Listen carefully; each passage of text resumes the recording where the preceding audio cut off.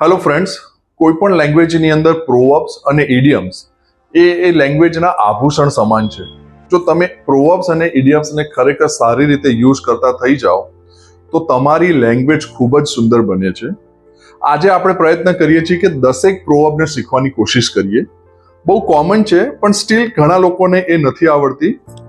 આજે એને સમજવાની અને શીખવાની કોશિશ કરીએ. Proverb number 1, too many cooks spoil the broth. broth means રસોઈ. જો કોઈ રસોઈ એક કરતા વધારે રસોઈયા ભેગા થઈને બનાવવા જાય તો એ રસોઈ ખરેખર બગડે છે. જેમ કે આપણા ઘરની અંદર મમ્મી, કાકી, ફિયા, બેન જો ભેગા થઈ અને એક રસોઈ બનાવવા જાય તો કોઈના હાથથી કોઈ કે ભાઈ મીઠું ઓછું છે, કોઈ કે મરચું ઓછું છે. So this is not advisable and if it happens તો we have to remember this proverb that too many cooks spoil the broth. The second one, again very important, united we stand, divided we fall. It means જો આપણે સંગઠિત છીએ તો ખરેખર આપણો વિકાસ થશે, આપણે પ્રોગ્રેસ કરીશું. પણ જો આપણે ડિવાઈડ થઈ જઈશું તો ડેફિનેટલી આપણો વિકાસ, આપણો પ્રોગ્રેસ અટકી જશે. The third one is prevention is always better than cure. સામાન્ય રીતે આનો મીનિંગ એવો થાય છે કે કોઈ તકલીફમાં તમે આવો અને પછી એનો ઉપચાર કરો, એના કરતા બેટર એ છે કે તમે એ તકલીફ ન થાય એવું જ વિચારો.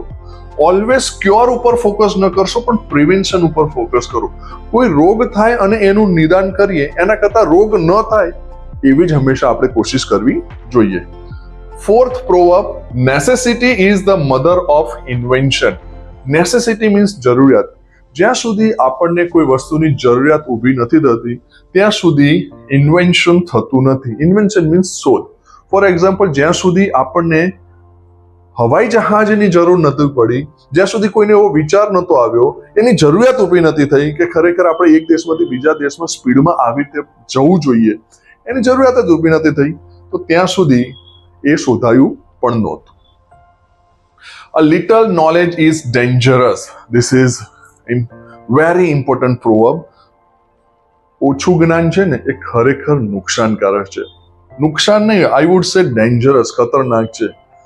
કોઈ પણ વ્યક્તિ પોતે પણ જો કોઈ વસ્તુનું ઓછું નોલેજ છે તો એની અંદર કોઈ પ્રયોગો કરવા નહીં, અથવા કોઈ એવી વ્યક્તિ, કોઈ એવા ડોક્ટર, કોઈ એવા એન્જિનિયર, કોઈ એવા ટીચર જેને એ સબ્જેક્ટનું ઓછું નોલેજ છે એમની જોડે ક્યારેય જવું નહીં. Otherwise it can create a chaos or havoc.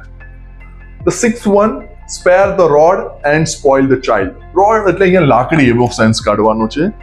જો તમે તમારા બાળકને લાકડી એટલે કે ડર નહીં બતાવો તો તમારું બાળક ખરેખર બગડવાનું 100% ચાન્સીસ છે. રાઈટ? ટીચર્સે પણ પહેલા વિદ્યાર્થીઓને એક આપણી કહેવત હતી ગુજરાતીમાં કે છોટી વાગે છમછમ અને વિદ્યા આવે છમછમ. તો બસ એનું જ આ ઇંગ્લિશ વર્ઝન છે. બાળકોને ડર હશે તો ભણશે, જો ડર નહીં હોય તો એ પૂરેપૂરું બગડશે. Seventh one is speech is silver but silence is gold. તમારે જરૂર છે ત્યાં તમે બોલો, ખરેખર it's like a silver. But ન બોલો એનાથી તો ઉત્તમ કશું નથી. That's why it is called speech is silver but silence is gold. 8th one, still water runs deep. This means શાંત પાણી ઘણા ઊંડા. કોઈ માણસ જો શાંત છે તો નહીં સમજવાનું કે મૂર્ખ છે અને સમજણ નથી પડતી, પણ એની અંદર ડેપ્થ છે. તો ક્યારે ઇવન ક્યાંય બહાર ગયા હોય, કોઈ નદી, કોઈ તળાવ, સરોવર કે શાંત પાણી જે છીછરું હશે, નો રાઈટ, એ ઊંડું હોઈ શકે છે. સેમ વસ્તુ માણસોમાં પણ છે. The 9th one is tit for tat. આ પ્રોવર્બ બહુ જ ફેમિલિયર છે બધાથી, જેવા સાથે તેવા, sweet and short. And the last one, time and ટાઈડ weight four none. It means સમય અને ભરતી કોઈની રાહ જોતું નથી. આ પ્રોવર્બનો મિનિંગ થાય છે કે ભાઈ આપણે સમયને ઇમ્પોર્ટન્સ આપવું જોઈએ. It will never weight four and.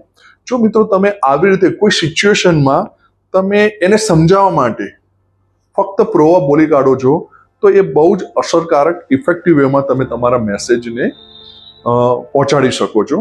તો આવા જ પ્રોવર્બ્સ, આવા ઇડિયમ્સ અને આવા કેટલાક હવે અમે લોકો નેક્સ્ટ વિડીયોમાં હું RMS એટલે કે રેડીમેડ સેન્ટેન્સીસ લઈને તમારી સાથે આવીશ.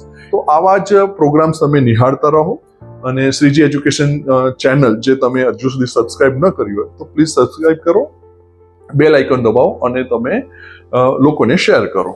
ધન્યવાદ.